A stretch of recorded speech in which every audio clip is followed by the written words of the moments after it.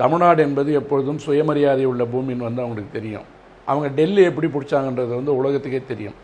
அரவிந்த் கெஜ்ரிவால் மேலே கேஸ் போட்டு மந்திரிங்களை தூக்கி போய் மணீஷ் சிசோடியாவிலேருந்து ஜெயின் வரைக்கும் 1 வருஷம் 2 வருஷம் உள்ளே வச்சுருந்து அங்கே இருக்கிற ஒரு பெண் பாராளுமன்ற உறுப்பினர் வச்சு சொந்த கட்சிக்காரங்க மேலே கம்ப்ளைண்ட் கொடுக்க வச்சு உலகத்தினுடைய கீழ்த்தரமான அரசியல் என்ன இருக்கோ அதை உலகத்துக்கே இன்றைக்கி கற்றுக் கொடுக்கறது தான் பாரதிய ஜனதா கட்சியினுடைய பொழுதுபோக்கு மட்டும் இல்லை, முழு நேர வேலை. இப்போ இங்கே தமிழ்நாட்டை பொறுத்த வரைக்கும் செந்தில் பாலாஜியை வச்சு நாங்கள் உடைச்சிடுவோம், செந்தில் பாலாஜி 40 எம்எல்ஏ கூப்பிட்டு வராருன்னு சொல்லிட்டு குரங்காரு கழுகாரு பூனையாரு யாரோ பேசி பார்த்தாங்க.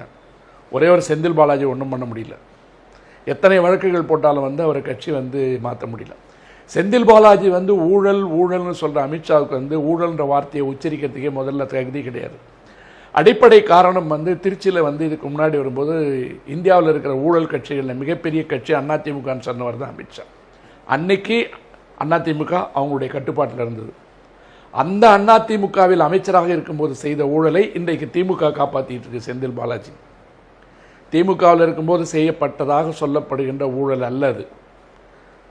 செந்தில் பாலாஜி இன்றைக்கு அமைச்சராக இருக்கின்ற காரணத்தால் அதிமுகவில் பாரதிய ஜனதா கட்சியினுடைய கட்டுப்பாட்டில் இருக்கும்போது நடந்ததாக சொல்லப்படுகின்ற ஊழலை திமுக காசு செலவு பண்ணி காப்பாற்றிட்டு இருக்கு. இதுதான் உண்மை.